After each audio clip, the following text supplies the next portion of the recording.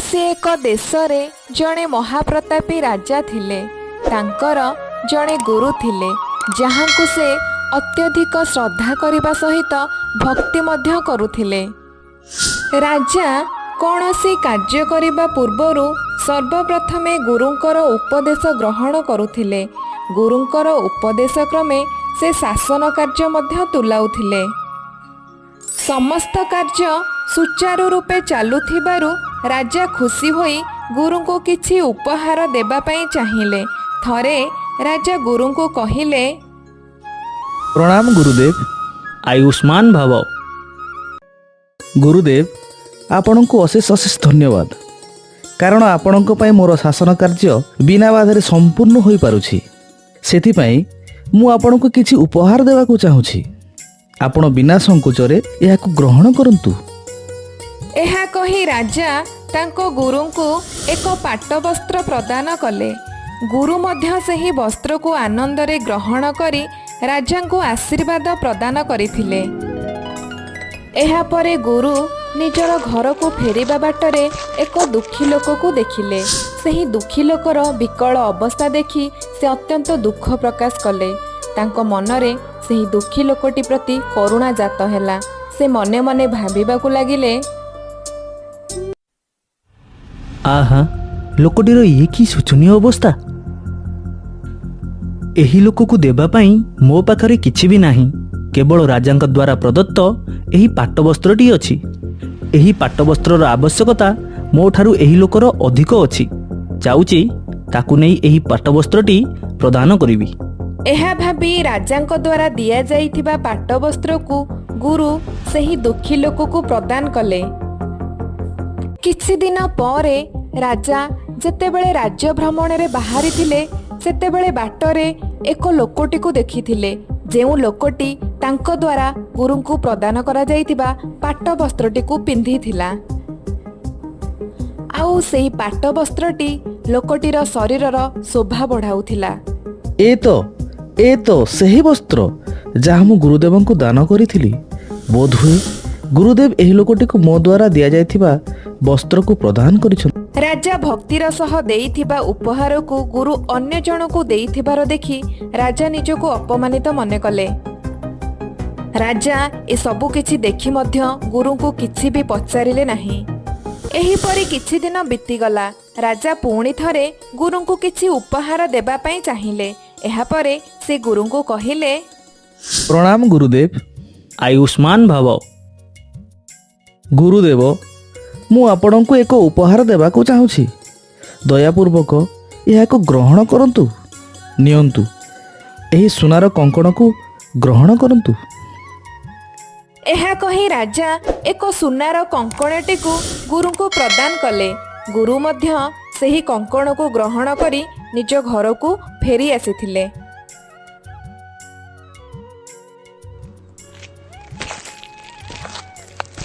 सेही नगर रे एक दरिद्र लोक बास करुथिले। निज झीयर विवाह पई तांको पाखरे धन नथिला। से झीयर विवाह निमंते क्लेश अनुभव करुथिले। थरे सेही दरिद्र लोकटी एहार परामर्श पई गुरु को निकट को जाइथिले। गुरुदेव मु मोर झीयर विवाह करबाकू चाहूछि, किंतु मो पाखरे यथेष्ट धन नाही। दयाकरी मते किछि परामर्श दियंतु। लोकटीर एपरी कथा सुनी गुरु दुख प्रकाश करी मने मने चिंता कले। मो पाखरे मध्य एही लोक को साहाय्य करिबा पई यथेष्ट धन नाही, किंतु मो पाखरे एक सुनार कंकण अछि जहा राजांक द्वारा प्रदान करा जाइथिला। एही सुनार कंकण मोर कोन दरकार? एही मूल्यवान सुनार कंकण साहाय्य रे दरिद्र लोकटी तार झीयर विभागर उत्तम रूपे संपन्न करि परिबो। एहा विचार करी गुरुदेव सुनार कंकणटी को सेही दरिद्र लोकटी को दान करिथिले। परवर्ती समय रे एही समस्त घटना विषय रे राजा जानिबाकू पाइले। एथर मध्य राजा निजको अपमानित मने कले। से देउथिबा उपहार गुडी को गुरु कौन पाई अन्य को दान करि देउछंदी ए विषय रे जानिबा पाई गुरु को निकट को गले एवं पचारिले, गुरुदेव ମୁଁ ଭକ୍ତି ଭାବନା ସହିତ ଆପଣଙ୍କୁ ଉପହାର ପ୍ରଦାନ କରୁଛି, କିନ୍ତୁ ଆପଣ ତାହାକୁ ଅନ୍ୟମାନଙ୍କୁ କ'ଣ ପାଇଁ ଦେଉଛନ୍ତି? ଏହା କ'ଣ ଉଚିତ? ରାଜାଙ୍କର କଥା ଶୁଣି ଗୁରୁ ସ୍ମିତହାସ କରି ରାଜାଙ୍କୁ ବୁଝାଇ କହିଲେ, ହେ ରାଜନ୍, ଆପଣ ସେହି ଉପହାର ବିଷୟରେ ଭାବୁଛନ୍ତି ଯାହା ଆପଣ ମୋତେ ଦାନ କରିଦେଇଥିଲେ? ତାହେଲେ ଆପଣ ସେହି ଦାନ କରିଥିବା ବସ୍ତୁକୁ ଆପଣ ଆଜି ମଧ୍ୟ ନିଜର ବୋଲି ଭାବୁଛନ୍ତି। ତେବେ କୁହନ୍ତୁ ରାଜନ୍, ଆପଣ କେଉଁ ପ୍ରକାର ଦାନ କରିଛନ୍ତି? ଦାନ ତାକୁ ହିଁ କୁହାଯାଏ ଯାହା ଅନ୍ୟକୁ ପ୍ରଦାନ କଲା ପରେ ଦାନ ଦିଆଯାଇଥିବା ବସ୍ତୁ ଉପରେ ଦାନକର୍ତ୍ତାର ଅଥବା ଦାନ ଦେଇଥିବା ଲୋକର କୌଣସି ପ୍ରକାର ବି ସମ୍ବନ୍ଧ ରୁହେ ନାହିଁ। ଆଉ ହଁ, ଆପଣ ପ୍ରଦାନ କରିଥିବା ସମସ୍ତ ଉପହାରର ମୋର କିଛି ବି ଆବଶ୍ୟକତା ନଥିଲା। ଯେଉଁ ଉପହାରର ଯେଉଁଠି ଆବଶ୍ୟକତା ଥିଲା ସେ ଉପହାରକୁ ମୁଁ ସେଠାରେ ପ୍ରଦାନ କରିଛି। ଏଥିପାଇଁ ଆପଣ ମନ ଦୁଃଖ କରନ୍ତୁ ନାହିଁ। ଆପଣ ବରଂ ଖୁସି ହୁଅନ୍ତୁ ଯେ ଦାନର ସତ୍ପାତ୍ରରେ ଦାନ କରାଯାଇଛି। ଏହାପରେ ରାଜା ଦାନର ମହତ୍ଵ ବିଷୟରେ ସମ୍ପୂର୍ଣ୍ଣ ରୂପେ ଜାଣିପାରିଥିଲେ। ସେ ଗୁରୁଙ୍କୁ କ୍ଷମା ପ୍ରାର୍ଥନା କଲେ। ସେବେଠାରୁ ଏକ ଉତ୍ତମ ରାଜା ରୂପରେ, ଉତ୍ତମ ଶାସକ ରୂପରେ, ଉତ୍ତମ ରୂପେ ଦାନ ପୁଣ୍ୟ କଲେ।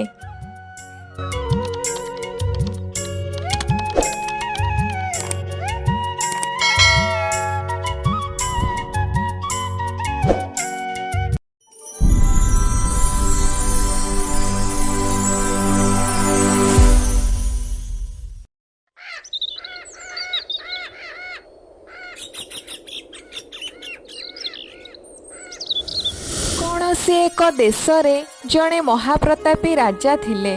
ତାଙ୍କର ଜଣେ ଗୁରୁ ଥିଲେ ଯାହାଙ୍କୁ ସେ ଅତ୍ୟଧିକ ଶ୍ରଦ୍ଧା କରିବା ସହିତ ଭକ୍ତି ମଧ୍ୟ କରୁଥିଲେ। ରାଜା କୌଣସି କାର୍ଯ୍ୟ କରିବା ପୂର୍ବରୁ ସର୍ବପ୍ରଥମେ ଗୁରୁଙ୍କର ଉପଦେଶ ଗ୍ରହଣ କରୁଥିଲେ। ଗୁରୁଙ୍କର ଉପଦେଶ କ୍ରମେ ସେ ଶାସନ କାର୍ଯ୍ୟ ମଧ୍ୟ ତୁଲାଉଥିଲେ। ସମସ୍ତ କାର୍ଯ୍ୟ ସୁଚାରୁ ରୂପେ ଚାଲୁଥିବାରୁ ରାଜା ଖୁସି ହୋଇ ଗୁରୁଙ୍କୁ କିଛି ଉପହାର ଦେବା ପାଇଁ ଚାହିଁଲେ। ଥରେ ରାଜା ଗୁରୁଙ୍କୁ କହିଲେ, ପ୍ରଣାମ ଗୁରୁଦେବ। ଆୟୁଷ୍ମାନ ଭବ। ଗୁରୁଦେବ, ଆପଣଙ୍କୁ ଅଶେଷ ଅଶେଷ ଧନ୍ୟବାଦ, କାରଣ ଆପଣଙ୍କ ପାଇଁ ମୋର ଶାସନ କାର୍ଯ୍ୟ ବିନା ବାଧାରେ ସମ୍ପୂର୍ଣ୍ଣ ହୋଇପାରୁଛି। ସେଥିପାଇଁ ମୁଁ ଆପଣଙ୍କୁ କିଛି ଉପହାର ଦେବାକୁ ଚାହୁଁଛି। ଆପଣ ବିନା ସଂକୋଚରେ ଏହାକୁ ଗ୍ରହଣ କରନ୍ତୁ। ଏହା କହି ରାଜା ତାଙ୍କ ଗୁରୁଙ୍କୁ ଏକ ପାଟ ବସ୍ତ୍ର ପ୍ରଦାନ କଲେ। ଗୁରୁ ମଧ୍ୟ ସେହି ବସ୍ତ୍ରକୁ ଆନନ୍ଦରେ ଗ୍ରହଣ କରି ରାଜାଙ୍କୁ ଆଶୀର୍ବାଦ ପ୍ରଦାନ କରିଥିଲେ। ଏହାପରେ ଗୁରୁ ନିଜର ଘରକୁ ଫେରିବା ବାଟରେ ଏକ ଦୁଃଖୀ ଲୋକକୁ ଦେଖିଲେ। ସେହି ଦୁଃଖୀ ଲୋକର ବିକଳ ଅବସ୍ଥା ଦେଖି ସେ ଅତ୍ୟନ୍ତ ଦୁଃଖ ପ୍ରକାଶ କଲେ। ତାଙ୍କ ମନରେ ସେହି ଦୁଃଖୀ ଲୋକଟି ପ୍ରତି କରୁଣା ଜାତ ହେଲା। ସେ ମନେ ମନେ ଭାବିବାକୁ ଲାଗିଲେ, ଆହା, ଲୋକଟିର ଇଏ କି ଶୋଚନୀୟ ଅବସ୍ଥା। ଏହି ଲୋକକୁ ଦେବା ପାଇଁ ମୋ ପାଖରେ କିଛି ବି ନାହିଁ। କେବଳ ରାଜାଙ୍କ ଦ୍ୱାରା ପ୍ରଦତ୍ତ ଏହି ପାଟବସ୍ତ୍ରଟି ଅଛି।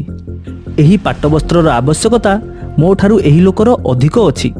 ଯାଉଛି ତାକୁ ନେଇ ଏହି ପାଟବସ୍ତ୍ରଟି ପ୍ରଦାନ କରିବି।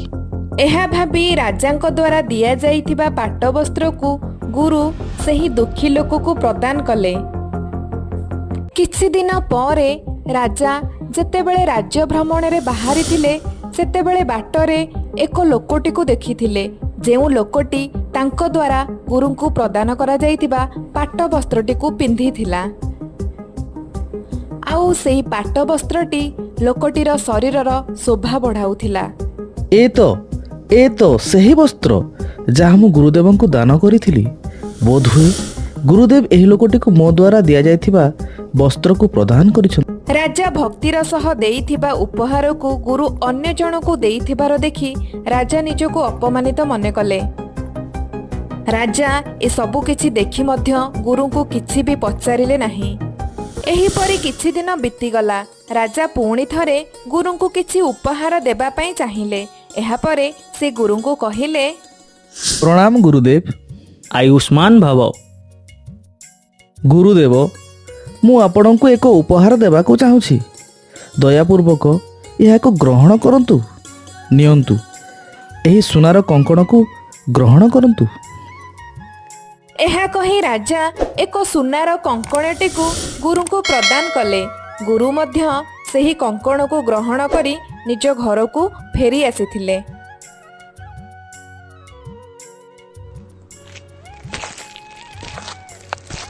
ସେହି ନଗରରେ ଏକ ଦରିଦ୍ର ଲୋକ ବାସ କରୁଥିଲେ। ନିଜ ଝିଅର ବିବାହ ପାଇଁ ତାଙ୍କ ପାଖରେ ଧନ ନଥିଲା। ସେ ଝିଅର ବିବାହ ନିମନ୍ତେ କ୍ଲେଶ ଅନୁଭବ କରୁଥିଲେ। ଥରେ ସେହି ଦରିଦ୍ର ଲୋକଟି ଏହାର ପରାମର୍ଶ ପାଇଁ ଗୁରୁଙ୍କ ନିକଟକୁ ଯାଇଥିଲେ। ଗୁରୁଦେବ, ମୁଁ ମୋର ଝିଅର ବିବାହ କରିବାକୁ ଚାହୁଁଛି, କିନ୍ତୁ ମୋ ପାଖରେ ଯଥେଷ୍ଟ ଧନ ନାହିଁ। ଦୟାକରି ମୋତେ କିଛି ପରାମର୍ଶ ଦିଅନ୍ତୁ। ଲୋକଟିର ଏପରି କଥା ଶୁଣି ଗୁରୁ ଦୁଃଖ ପ୍ରକାଶ କରି ମନେ ମନେ ଚିନ୍ତା କଲେ। ମୋ ପାଖରେ ମଧ୍ୟ ଏହି ଲୋକକୁ ସାହାଯ୍ୟ କରିବା ପାଇଁ ଯଥେଷ୍ଟ ଧନ ନାହିଁ, କିନ୍ତୁ ମୋ ପାଖରେ ଏକ ସୁନାର କଙ୍କଣ ଅଛି, ଯାହା ରାଜାଙ୍କ ଦ୍ୱାରା ପ୍ରଦାନ କରାଯାଇଥିଲା। ଏହି ସୁନାର କଙ୍କଣ ମୋର କ'ଣ ଦରକାର? ଏହି ମୂଲ୍ୟବାନ ସୁନାର କଙ୍କଣ ସାହାଯ୍ୟରେ ଦରିଦ୍ର ଲୋକଟି ତାର ଝିଅର ବିଭାଘର ଉତ୍ତମ ରୂପେ ସମ୍ପନ୍ନ କରିପାରିବ। ଏହା ବିଚାର କରି ଗୁରୁଦେବ ସୁନାର କଙ୍କଣଟିକୁ ସେହି ଦରିଦ୍ର ଲୋକଟିକୁ ଦାନ କରିଥିଲେ। ପରବର୍ତ୍ତୀ ସମୟରେ ଏହି ସମସ୍ତ ଘଟଣା ବିଷୟରେ ରାଜା ଜାଣିବାକୁ ପାଇଲେ। ଏଥର ମଧ୍ୟ ରାଜା ନିଜକୁ ଅପମାନିତ ମନେ କଲେ। ସେ ଦେଉଥିବା ଉପହାର ଗୁଡ଼ିକୁ ଗୁରୁ କ'ଣ ପାଇଁ ଅନ୍ୟକୁ ଦାନ କରିଦେଉଛନ୍ତି, ଏ ବିଷୟରେ ଜାଣିବା ପାଇଁ ଗୁରୁଙ୍କ ନିକଟକୁ ଗଲେ ଏବଂ ପଚାରିଲେ, ଗୁରୁଦେବ, ମୁଁ ଭକ୍ତି ଭାବନା ସହିତ ଆପଣଙ୍କୁ ଉପହାର ପ୍ରଦାନ କରୁଛି, କିନ୍ତୁ ଆପଣ ତାହାକୁ ଅନ୍ୟମାନଙ୍କୁ କ'ଣ ପାଇଁ ଦେଉଛନ୍ତି? ଏହା କ'ଣ ଉଚିତ? ରାଜାଙ୍କର କଥା ଶୁଣି ଗୁରୁ ସ୍ମିତହାସ କରି ରାଜାଙ୍କୁ ବୁଝାଇ କହିଲେ, ହେ ରାଜନ, ଆପଣ ସେହି ଉପହାର ବିଷୟରେ ଭାବୁଛନ୍ତି ଯାହା ଆପଣ ମୋତେ ଦାନ କରିଦେଇଥିଲେ? ତାହେଲେ ଆପଣ ସେହି ଦାନ କରିଥିବା ବସ୍ତୁକୁ ଆପଣ ଆଜି ମଧ୍ୟ ନିଜର ବୋଲି ଭାବୁଛନ୍ତି। ତେବେ କୁହନ୍ତୁ ରାଜନ, ଆପଣ କେଉଁ ପ୍ରକାର ଦାନ କରିଛନ୍ତି? ଦାନ ତାକୁ ହିଁ କୁହାଯାଏ ଯାହା ଅନ୍ୟକୁ ପ୍ରଦାନ କଲା ପରେ ଦାନ ଦିଆଯାଇଥିବା ବସ୍ତୁ ଉପରେ ଦାନକର୍ତ୍ତାର ଅଥବା ଦାନ ଦେଇଥିବା ଲୋକର କୌଣସି ପ୍ରକାର ବି ସମ୍ବନ୍ଧ ରୁହେ ନାହିଁ। ଆଉ ହଁ, ଆପଣ ପ୍ରଦାନ କରିଥିବା ସମସ୍ତ ଉପହାରର ମୋର କିଛି ବି ଆବଶ୍ୟକତା ନଥିଲା। ଯେଉଁ ଉପହାରର ଯେଉଁଠି ଆବଶ୍ୟକତା ଥିଲା, ସେ ଉପହାରକୁ ମୁଁ ସେଠାରେ ପ୍ରଦାନ କରିଛି। ଏଥିପାଇଁ ଆପଣ ମନ ଦୁଃଖ କରନ୍ତୁ ନାହିଁ। ଆପଣ ବରଂ ଖୁସି ହୁଅନ୍ତୁ ଯେ ଦାନର ସତ୍ପାତ୍ରରେ ଦାନ କରାଯାଇଛି। ଏହାପରେ ରାଜା ଦାନର ମହତ୍ଵ ବିଷୟରେ ସମ୍ପୂର୍ଣ୍ଣ ରୂପେ ଜାଣିପାରିଥିଲେ। ସେ ଗୁରୁଙ୍କୁ କ୍ଷମା ପ୍ରାର୍ଥନା କଲେ। ସେବେଠାରୁ ଏକ ଉତ୍ତମ ରାଜା ରୂପରେ, ଉତ୍ତମ ଶାସକ ରୂପରେ, ଉତ୍ତମ ରୂପେ ଦାନ ପୁଣ୍ୟ କଲେ।